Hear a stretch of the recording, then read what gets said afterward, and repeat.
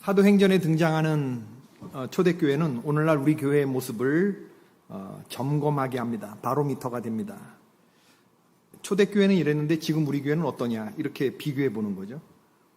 사도행전 2장 43절 이하 사도들로 인하여 기사와 표적이 많이 나타나니 믿는 사람이 다 함께 있어 모든 물건을 서로 통용하고 또 재산과 소유를 팔아 각 사람의 필요를 따라 나눠주고 날마다 마음을 같이하여 성전에 모이기를 힘쓰고 집에서 떡을 떼며 기쁨과 순전한 마음으로 음식을 먹고 하나님을 찬미하며 또 온 백성에게 칭송을 받으니 주께서 구원받은 사람을 날마다 더하게 하시니라.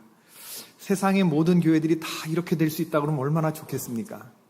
목사가 얼마나 신나겠습니까? 이게 성령 강림 이후 교회가 보인 아름다운 모습인데 정말이지 이런 모습은 딱 한 번만이라도 연중 행사로라도 한번 좀 해도 이게 힘들 판인데 날마다 이런 일이 일어났다니 놀라운 일이 아닐 수 없습니다. 교회는 이래야 됩니다. 근데 오늘날 우리 교회가 이렇지 않다 그러면 이 심각한 문제인 거죠. 우리 교회가 얼마나 성경이 제시하는 원형에서 떨어져 있는가? 지금 우리 교회는 목사로 인하여 기사와 표적이 많이 나타나는가? 이런 걸 점검해 보는 거죠. 왜냐하면 사도들로 인하여 기사와 표적이 많이 나타나는 교회. 우리 교회는 기사와 표적이 많이 나타나는가? 모든 사람들이 물건을 서로 통용하는가? 내 거, 네 거 할 것 없이 서로 나누어 쓰는 그러한 모습이 이루어지고 있는가? 사람들이 재산과 소유를 팔아 각 사람의 필요를 따라 나누어 주는가? 날마다 마음을 같이하여 성전에 모이기를 힘쓰는가? 하나님을 찬양하며 집에서 떡을 떼며 기쁨과 순전한 마음으로 집에서도 음식을 일상생활도 믿음의 연장선상에서 하고 있느냐? 이런 점검들. 백성들로부터 칭찬받고 박수받는 사람들이냐? 날마다 전도되는 사람들이 생겨나느냐? 이런 거를 그때와 지금을 비교해 보는 거죠. 어떤 항목들에 대해서는 우리 머릿속에서 도저히 불가능한 이야기라고 브레이크가 걸립니다. 사람들의 욕심이라는 게 도무지 컨트롤될 수 있는 것인가? 아니 그들이 얼마나 요구할 줄 알고 그들의 필요를 따라 나누어 준다? 내 재산과 이런 것들 소유를 팔아서 어떻게 이 재산의 공유라고 하는 것이 가능한 것인가? 이런 거.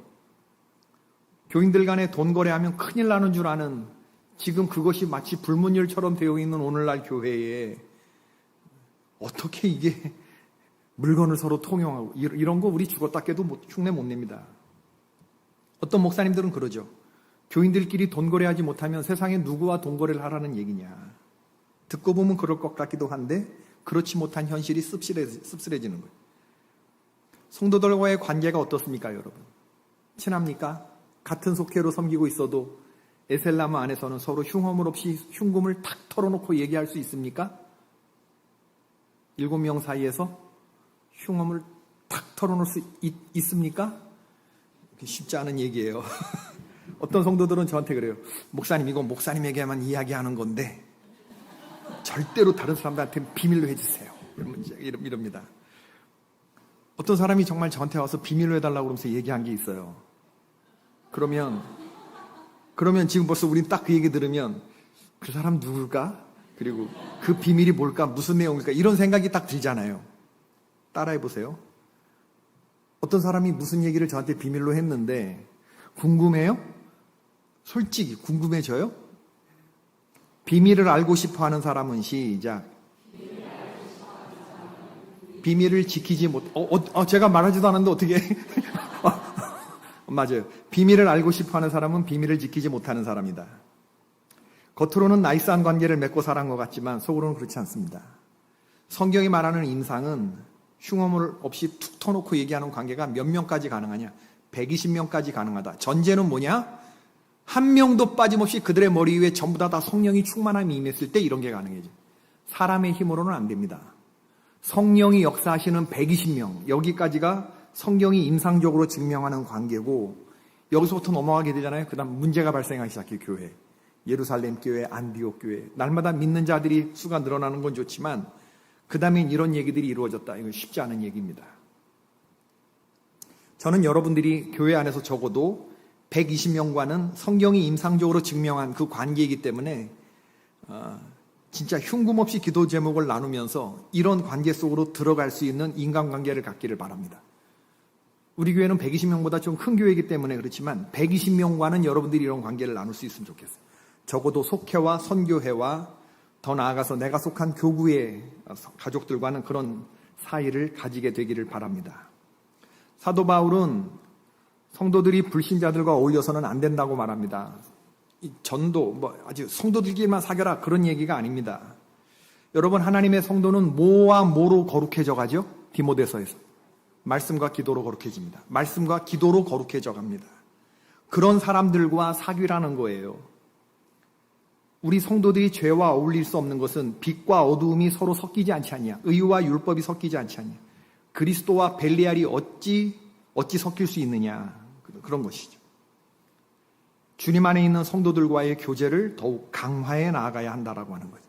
오늘날 우리들의 모습을 보자 그러면 성도들과의 교제 속에서 우리의 속내를 드러내며 사귀어야 할지 말지 별로 자신이 없는 그러한 모습들을 보이잖아요. 오늘 여러분 말씀 속에서 사도 바울이 말하던 이 고린도 교회, 문제 많은 교회에 어떤 말씀을 던져주고 있는가 오늘 살펴보십시다. 오늘 고린도서 7장 1절부터 4절 말씀을 읽었는데 어떤 구절이 여운으로 남습니까? 예, 여운에 남는 거 없습니다. 그냥 뭐 성경 봉독자가 읽었고 또 뭐 지금 뒤늦게 본다고 그래도 뭐 하얀 건 종이고 뭐 검은 건 글씨지 뭐 마음에 뭐 그런 생각 들어요. 이제 목사님이 잘 풀어서 뭐 말씀해 주시면 되는 거 아니냐. 그 목사님이지 내일이냐 뭐 이런 생각. 맞습니다. 하나씩 살펴보도록. 뭐 성경 말씀이니까 좋겠죠. 뭐 이제부터 목사님 풀어주실 거니까 이런. 제 마음속에 고린도후서 7장, 지금 금요일마다 고린도후서를 한 장씩 읽어가는데 오늘 7장을 보십시다. 우선 3절 말씀이 마음 가운데 와닿았어요. 3절 시작. 내가 이전에 말하였거니와 너희로 우리 마음에 있어 함께 죽고 함께 살고자 하려 합니다. 2절 말씀에 보면 마음으로 우리를 영접하라 이런 말씀이 나와 있고 함께 죽고 함께 사는 공동체다 이런 말씀이 나와 있어요. 고린도 교회의 바울의 지지 세력은 4분의 1이 있어요. 바울에 대해서 신랄하게 사도권을 공격하는 사람들이 4분의 3입니다. 그런 사람들한테 지금 바울이 얘기하는 거예요. 교회 안에서 성도가 성도를 사랑하는 방식은 겉으로 나이스하게 그냥 소셜 디스턴스, 사회적 거리두기 하는 게 아니라 마음으로 영접해야 된대요. 마음으로. 그럼 마음으로 영접하는 그런 신앙생활 하십시다. 그 쉽지 않은 얘기입니다. 마음으로 상대방을 내가 영접한다는 거. 겉으로는 웃고 환대하는 것 같지만 실제로 내가 저 사람을 내 마음 가운데 영접하고 나와 같은 신앙생활하는 한 가족으로 함께 죽고 함께 사는 사람이라고 생각하는 거 쉽지 않아요. 근데 지금 그 문제 많은 고린도 교회 속에서 바울은 그 마음 속에 마음으로 영접하고자 하는 마음이 있고 함께 죽고 함께 살고자 하는 그런 마음이 있는 거죠. 바로 이 사람이 하나님의 사람인 겁니다, 여러분. 마음으로 상대방을 영접하고자 하는 마음이 있는 사람, 함께 죽고 함께 살고자 하는 사람이 그 교회에서 가장 강한 사람이, 가장 주님이 찾기를 원하시는 분이. 바울의 마음속에 성도들이 있었습니다. 마음으로 영접하고 함께 죽고 함께 살고자 하는 마음. 그러나 성도들은 믿지 않았죠. 바울의 진정성을 믿지 않았습니다. 바울은 이 편지가 그렇게 유명해질 거라고 생각하지 않았지만 자기의 진정성을 담아서 얘기를 해요. 나는 여러분들을 마음으로 영접하는 사람이고 함께 죽고 함께 살고자 하는 마음이 나에게 있다. 여러분, 우리가 주변을 볼 때 사랑할 수 없는 사람들이 있어요. 마음을 열기 싫은 사람. 그런 사람들을 볼 때마다 인간적인 감정이 올라오기도 해요. 그러나 그 마음이 함께 죽고 함께 살고자 하는 마음까지 포기할 정도가 돼서는 안 됩니다. 참 생각해보면 교회는 신비예요. 우린 예수 그리스도가 아니면 여기에 앉아있을 이유가 없는 사람입니다. 저와 여러분이 그래요. 그렇지 않습니까? 우리 교회 안에 불편한 사람들도 있지만 우리가 왜 그런 사람들보다도 매주일마다 여기 나오느냐. 그건 이 교회를 통해서 우리가 생명을 얻기 때문에 그렇습니다. 다른 모든 문제들을 압도하는 하나님의 생명의 말씀이 선포되기 때문에 그래요. 만나기에 부담스럽고 서로 인사도 안 하고 이러는 사람들이 있지만 그러나 우리 나와서 하나님의 말씀을 들어요.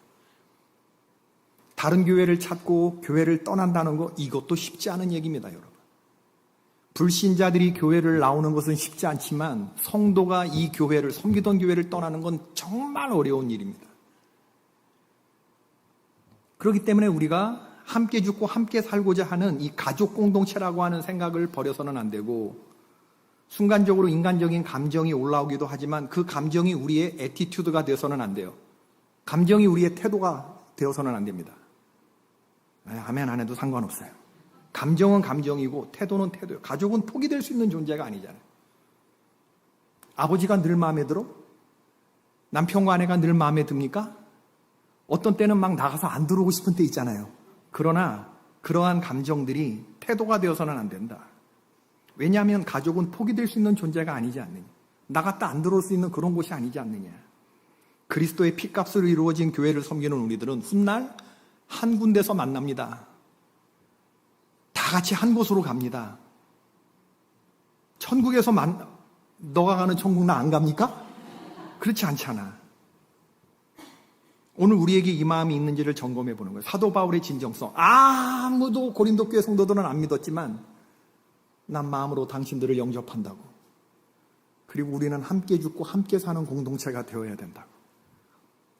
그게 이렇게 마음에 와닿더라고요. 이런 마음을 가진 사람, 교회 안에 마음으로 영접하는 사람, 함께 죽고 우리는 함께 사는 사람이라고 하는 그런 사람을 가진 그 마음 안에 하나님이 안전하게 거하시는 처소가 되는 거예요. 두 번째 딱 눈에 띄는 게 뭐냐면 8절 9절의 말씀인데 읽어봅시다. 그러므로 내가 편지로 너희를 근심하게 한 것을 후회하였으나 지금은 후회하지 아니함은 그 편지가 너희로 잠시만 근심하게 한 줄을 알미라. 내가 지금 기뻐함은 너희로 근심하게 한 까닭이 아니요 도리어 너희가 근심함으로 회개함에 이른 까닭이라. 너희가 하나님의 뜻대로 근심하게 된 것은 우리에게서 아무 해도 받지 않게 하려 함이라. 바울은 두 가지 근심이 있다고 말해요. 하나님의 뜻대로 하는 근심이 있고 세상 근심이 있대요. 그런데 고린도후서 7장 10절에 보니까 읽어보자. 하나님의 뜻대로 하는 근심은 후회할 것이 없는 구원에 이르게 하는 회개를 이루는 것이요 세상 근심은 사망을 이루는 것이니라. 하나님의 뜻대로 하는 근심은 내용은 근심이지만 결론은 생명에 이르게 하는 근심입니다. 그러나 세상 근심의 결론은 사망입니다. 근심을 한 결과가 우리로 하여금 죄의 문제를 가지고 슬퍼하면서 회개하면서 하나님 앞에 하나님 나 어떻게 해요? 상한 마음을 가지고 나아가면 그 근심은 세상 근심이나 하나님의 근심이나 근심은 그냥 근심이에요. 뼈를 마르게 할 정도로 참 힘든 게 근심이에요. 그러나 하나님의 뜻대로 하는 근심이 있고 세상 근심이 있는데 어떤 차이냐? 결론을 보면 생명으로 이르게 하는 근심이 있고 사망으로 이르게 하는 근심이 있다. 그 얘기를 하고 있는 거예요. 하나님의 뜻대로 하는 근심은 그래서 후회할 것이 없는 구원에 이르는 회개를 이룬다. 아멘이십니까? 아멘. 다윗이 밧세바와의 음행을 하고 나서 하나님께 회개해요. 눈물을 흘리면서 침상을 띄우면 우슬초로 나를 씻기소서 내가 정하리이다. 다윗의 기도는 내 죄를 덮어달라는 기도가 아닙니다. 덮어달라는 기도가 아니에요. 내 죄를 씻어달라는 기도지 하나님 앞에. 구원의 즐거움과 자원하는 심령과 주의 성신을 나에게서 거두지 말아달라고. 그건 어떻게 좀 죄를 모면해 보려고 하는 부하들이 다 지켜보죠. 왕이 어떻게 충직한 부하의 아내를 저럴 수 있어. 그러나 그런 세상의 시선을 뒤로하고 주여 우슬초로 나를 씻어서 이렇게 나아가는 것은 하나님의 뜻대로 하는 근심이다. 그러나 세상 근심은 뭐예요? 세상 근심은 나뭇잎으로 몸을 가리는 근심. 아담과 하와의 들켰을 때 망신당할까봐 이걸 거짓말로 덮으려고 하는 이런 근심들. 그런 근심들은 끝이 사망으로 이르게 하는 근심이라는 거예요. 하나님이 거짓을 드러나게 하시고 네가 어디 있느냐라고 물으셨을 때 막 죄로 질주하는 우리에게 하나님이 강제로 셧다운 시키시면서 네가 어디 있느냐라고 물을 때 그럴 때 멈추어 서서 주여 잘못했습니다라고 말해야지. 내가 아벨을 지키는 자이니까. 만약에 이렇게 우리 자아를 방어하고 나오기 시작하면 그건 사망에 이르는 근심을 하는 사람이 되는 거예요. 오늘 하나님의 뜻대로 하는 근심이 가져온 결과가 어떻게 됐다고 하느냐. 고린도 교회 문제로 인해서 바울도 힘들고 성도들도 힘들었는데 디도가 고린도 교회의 소식을 들고 왔는데 결론적으로 보니까 그 하나님의 뜻대로 하는 근심이 가져온 결과가 전체 7가지인데 간절하게 했다고 했습니다. 바울 사도를 무심하게 대했던 곳에서 돌이켜 그를 간절히 사모하게 했다. 두 번째, 변증하게 했다. 전에는 그들이 범하던 죄악에 대해서 무관심했지만 이제는 그러한 범죄를 간과하지 않는 그런 마음을 갖게 되었다. 세 번째, 분하게 하였다. 하나님의 이름을 더럽힌 자들에 대해서 거룩한 분노의 마음을 갖게 하는 계기가 되었다. 네 번째, 두렵게 되었다. 하나님 별로 두려워하지 않았었는데 이런 일들을 겪으면서 하나님의 말씀을 두려워하게 되었어요. 다섯 번째, 사모하게 한다고 했습니다. 복음을 전해준 바울을 다시 만나고 싶은 마음, 이전에 가졌던 신뢰의 관계를 회복하게 하려고 하는 간절한 마음을 갖게 되었다. 사모하게 되었다. 여섯 번째, 열심히 있게 했다. 바울을 대적하는 자들을 물리치고 바울의 권위를 변호하려고 하는 열심을 갖게 되었다. 일곱 번째, 벌하게 하였다. 바울의 가르침에 따라 범죄자를 징계하게 되었다. 고린도 교회에 그런 문제들이 많았거든요. 음행하는 자, 세상 법정에 소송하는 자, 하나님의 성전을 더럽히는 자, 이런 사람들. 그런 사람들에 대해서 바울이 엄하게 질책하는 얘기를 했을 때 성도들이 받아들이면 좋잖아요. 그런데 공격받았을 때 그 사람들이 너는 제대로 된 사도냐? 이러면서 사도권을 공격하면서 나오는, 파당을 짓고 공격하면서 나왔을 때 얼마나 교회에 큰 문제가 됐는지 몰라요. 그러나 하나님의 뜻대로 하는 근심을 통해서 저들의 생각이 깊어졌고 넓어졌고 깨끗해졌습니다. 죄에 대해서 주의가 환기되었습니다.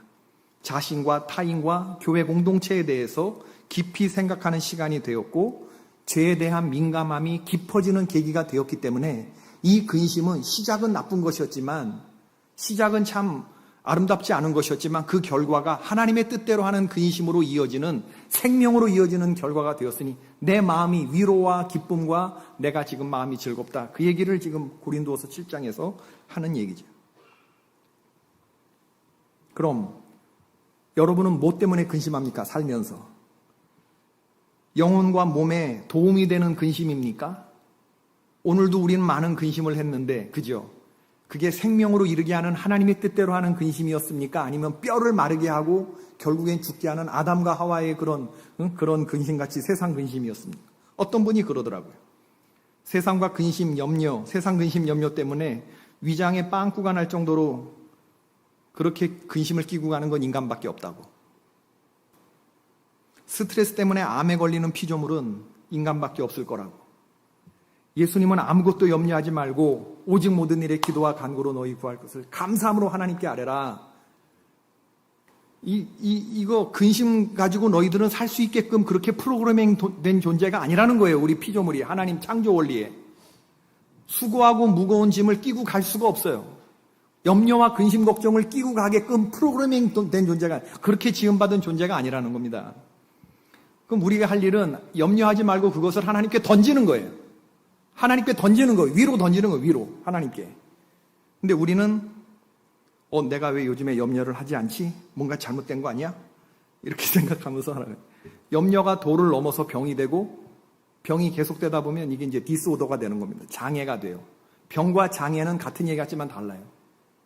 병은 진행 중인 거지만 장애라고 하는 건 이미 우리 안에서 견고한 병이 진을 쳐서 더 이상 진도를 멈췄는데, 그게 심해진다는 말이 아니라 이미 최고점에서 우리를 계속적으로 지속적으로 괴롭히는 게 장애가 되었다, 고착이 되었다. 그게 장애라는 거예요. 어떤 상황 중에서도 낙심치 않고 염려하는 사람들, 염려 중독증, 범사에 걱정하고 항상 걱정하고 쉬지 말고 근심하는 사람들, 이게 염려가 우리 안에서 장애가 되는 거죠. 근심과 재리의 유혹과 걱정이 많으면요, 하나님의 말씀이 떨어져도 열매를 맺어요, 못 맺어요? 누구 얘기입니까? 예수님의 말씀, 예수님의 말씀. 돌짝밭에 떨어진 거, 가시떨기에 떨어진 거, 세상 재리와 염려, 근심, 걱정들 많으면 하나님의 아무리 쫙쫙 쪼개는 말씀이 떨어져도 지금 염려로 꽉 차 있잖아요, 여러분 마음속에. 어떤 생명의 말씀도 들리지 않습니다. 어떤 생명의 말씀도 들리지 않으면 어떤 믿음의 성장도 이루어지지 않는 거예요. 그냥 왔다 가는 거지. 금요일 날 그냥 할 일 없으니까 그냥 왔다 가는 거예요. 그런 사람들이 있어요. 텔레비보다 교회 나오는 게 더 재밌다고 나와요. 그러나 그럼 교회 나와서 뭘 얻고 가는 게 있어야 되는데 그냥 습관적으로 나왔다 가는 사람 되고 만다니까. 주님께 나왔으면 염려와 근심 걱정 다 버리시기를 주의 이름으로 축원합니다. 사탄을 배부르게 하려면 염려하면 되는 거고, 사탄 굶겨 죽이려면 염려를 주님께 맡기면 되는 거예요. 주님은 우리가 맡긴 것만큼 책임져 주시는데 20% 맡기면 20% 책임져 주고, 우리가 걱정과 염려를 50% 맡기면 50% 책임져 주고, 100% 맡기면 어떻게 책임져 줄까요? 그러잖아요. 100%라고 그러잖아. 그죠? 3000%, 6000%, 10,000% 책임져 줍니다. 이걸 100배, 60배, 30배 책임져 주신다고 그랬어요. 그러므로 우리 세상 걱정과 염려, 근심은 다 주님께 맡기고, 이제부터 하나님 안에서 하는, 하나님 뜻대로 하는 근심을 해야죠. 내가 더 십자가를 지지 못하는 근심, 내 믿음이 예전만 못한, 열정이 식어지는 것에 대한 근심, 주일 성수하지 못하는 것에 대한 근심, 수요일 금요일 예배에 하나님 얼굴 뵙지 못하는 것에 대한 근심, 새벽 제단 쌓지 못하는 것에 대한 근심, 주님이 풍성히 주시는데도 온전한 11조 드리지 못하는 것에 대한 근심, 너 신앙생활 그렇게 하면 안 돼! 탄식하는 하나님의 음성을 느끼면서도 순종함으로 반응하지 못하는 근심.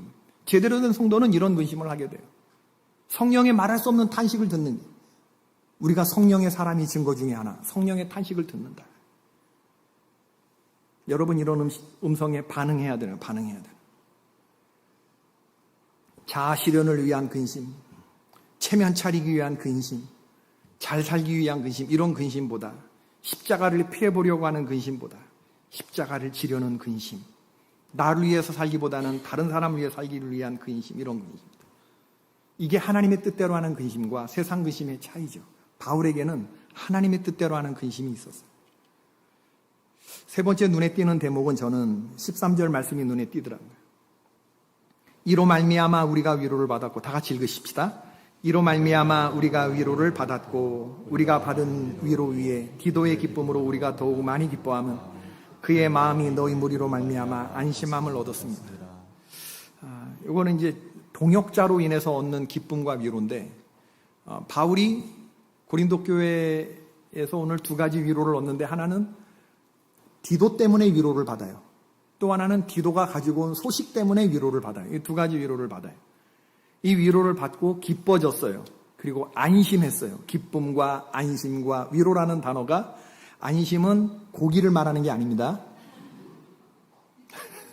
이게 매우 있다가 들으면 등심, 안심 이런 안심으로 들릴 수가 있는데, 안심, 그리고 기쁨, 그리고 위로를 받았다. 디도는 디모데와 더불어서 바울의 오른팔 왼팔 같은 그런 사람이었어요. 디모데에게 고린도 전서를 들려서 고린도 교회를 잘 정리하고 와라 그랬는데 잘 정리 못했습니다. 디모데가. 왜 못했을까? 좀 마음이 유약한 사람이었던 것 같아요. 외조모로 있어 어머니 윤희계 속에서 믿음이 3대 쪽으로 내려왔지만, 그러나 반대편 말 조금 들었다고 막 위장병 걸리고 소화 안 되고 막 이러는 유약한 그런 성격의 사람이었던 것 같아요. 성경을 이렇게 유추해 보면. 그러나 디도는 어떤 사람이었느냐? 헬라인이고 안디옥 교회 출신이었다.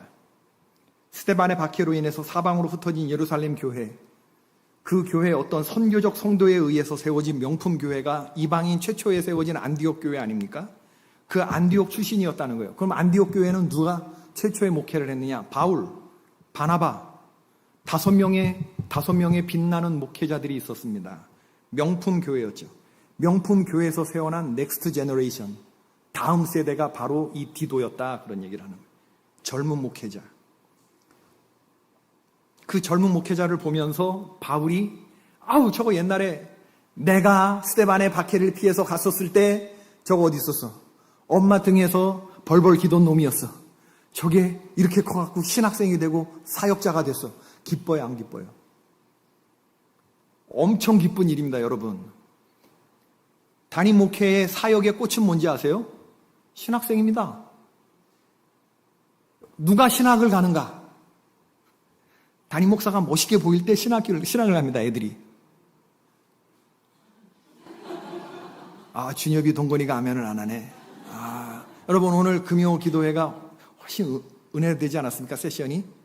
주일 오후도 다 하지만, 우리 준엽이 동건이, 전 쟤네들 놓고 기도하고 있습니다. 무슨 얼어 죽을 펀드 매니저냐. 내가 펀드 매니저 하는 신학 가자. 이번 수련회 때 둘이 많이 눈물을 흘리고 신학을 할까 고민하고 있는 친구들입니다. 그래서 제 기도가 되는 거예요. 김준혁 군과 이동건 군. 우리 아버지는요, 얘기가 자꾸 딴 길로 가는데, 제가 생각할 때 우리 아버지가 신학교 보낸 형들은 한 8명쯤 되는 것 같아요. 내가 봤을 때. 제가 얘기했잖아요. 서울대 육사 감리교 신학대학이 제일 좋은 대학인 줄 알았다고. 그 새 학교를 갈 때 우리 아버지가 앞으로 불러내서 기도해주고 보냈어요. 그래서 전 한국에서 제일 좋은 대학이 육사 서울대 감리교 신학대학인 줄 알았어요. 8명 갔어요, 제 기억이. 아까 예배드리면서 이렇게 적어봤는데 2명 이름은 생각이 안 나요. 임정길 목사, 최헌영 감독, 원주제일교회, 신승진 목사, 박문수 목사, 김효승 목사, 8명 정도가 생각이 나는데, 그럼 나는 몇 명 보냈냐? 이경주, 이주영쯤?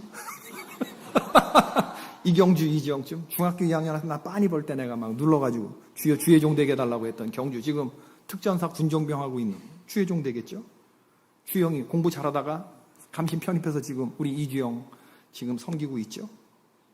전 이동건과 김준혁 군을 놓고도 지금 기도하고 있습니다.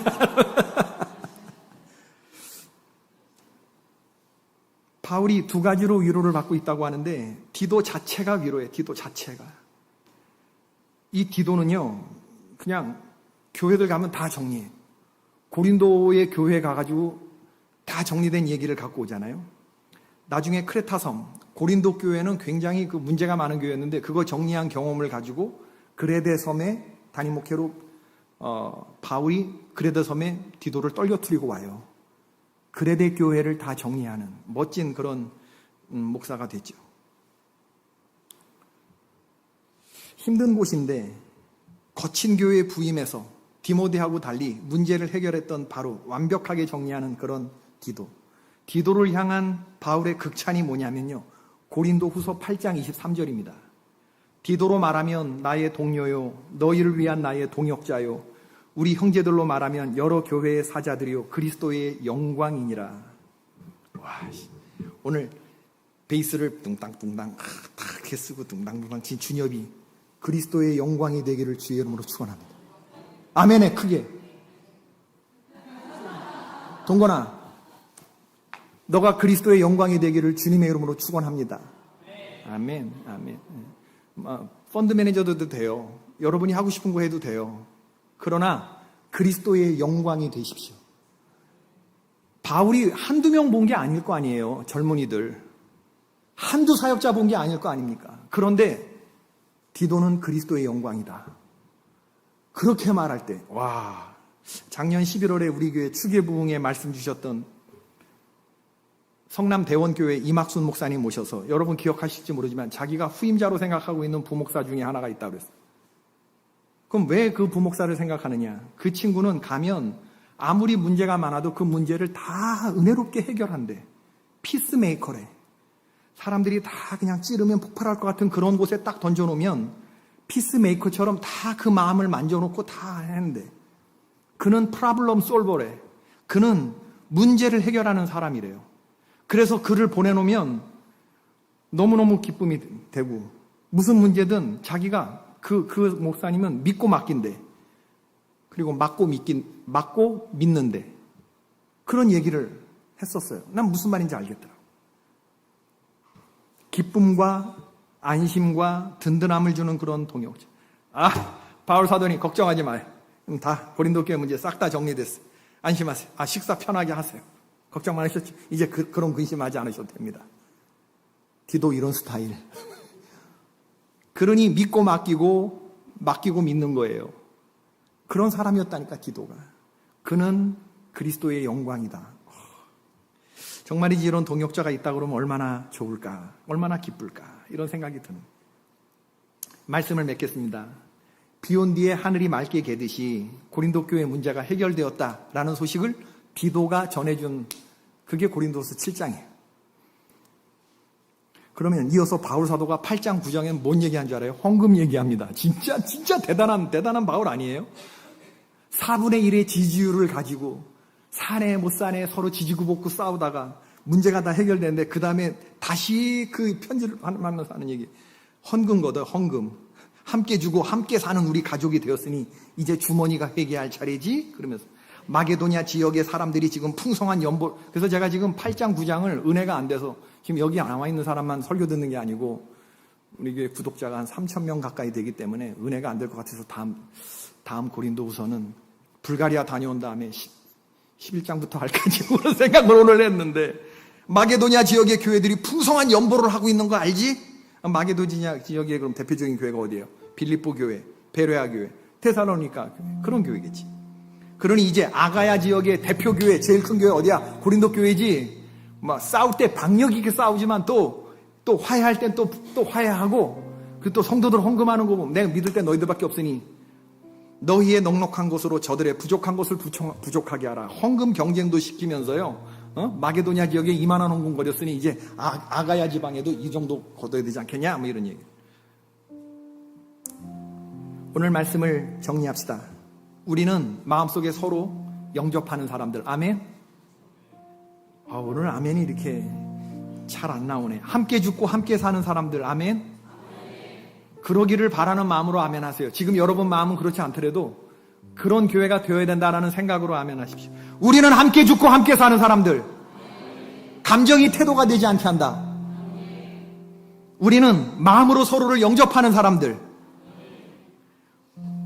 그리고 우리는 서로에게 좋은 동역자가 된다. 아멘? 지지고 볶고 싸우더라도 생명과 기쁨과 위로의 평안이 우리의 우리의 결론이 되게 한다. 그렇게 우리는 개포교회를 멋지게 세워나간다. 바울에게 디도와 디모데, 교회는요 혼자서 결코 세울 수 없습니다. 목사 혼자 세울 수 없고 성도 혼자 세울 수 없고, 목사가 가는 곳에 교회가 세워지긴 하겠지. 그러나 든든한 교회가 세워지기 위해서는 반드시 든든한 동역자들이 만들어져야 되는, 제가 경험해 봐서 알아요. 얼마나 동역자는 귀한 존재인지 모릅니다. 주여, 에셀나무가 그런 관계, 좋은 동역자들 되게 해주시고 흉엄을 없이 툭 터놓고 얘기할 수 있는 안전한 숙회가 될 수 있기를 바라고, 우리 모두가 그런 교회가 될 수 있기를 바라요. 오늘 찬양이 참 조전사님 오늘 기가 막힌 찬양을 불렀는데 제 마음에 쏙 드는데 제가 모르는 찬양이야. 그래서 참 내 지금 고민이 전사님처럼 이게 잘 부를 수 없다는 건데 추라이는 해보고 싶거든. 성도의 노래 여러분 들어보셨어요? 이 찬양? 환난, 가난과 고난, 수고로움 속에도 성도는 그 믿음을 지켰네. 찬양팀 앞으로 나와서 한번 좀 불러주실래요? 다시 한번. 주를 섬기는 일에 자신을 다 드리며, 나오기 싫어요? 진리의 말씀과 성령으로 그 길을 걸었네. 그리스도 안에서 새롭게 하시고 그리스도로 인하여 자유케 되었네. 그 다음 뭐지? 우리는 무명하나 유명한 자요. 내가 가사를 봤는데 너무 가사가 좋아요. 지금 우리 고린도서의 맥락에 맞는 거예요. 죽음의 위기 속에도 참 생명 가졌고 근심 하나 기뻐하며 가난 하나 다른 일을 부욕해 하는 자로다. 그러면서 함께 지어져 가네로 연결되는, 이거 한번 좀 인도 좀 해주세요. 성도의 노래와 함께 지어져 가네를 연결하는 이 찬양 부르고 우리 통성으로 기도하시다가 자유롭게 돌아가십시다. 환난 가난과 고난 수고로움 속에도 성도는 그 믿음을 지켰네. 아멘. 주를 섬기는 일에 자신을 다 드리며 진리의 말씀과 성령으로 그 길을 걸었네. 그리스도 안에서 새롭게 하시고 그리스도로 인하여 자유케 되었네. 아멘. 우리는 무명하나 유명한 자요. 죽음의 위기 속에도 참 생명 가졌고 근심 하나 기뻐하며 가난 하나 다른 일을 부욕해 하는 자. 다시 한번 환난 가난과 고난, 환난 가난과 고난 수고로움 속에도 성도는 그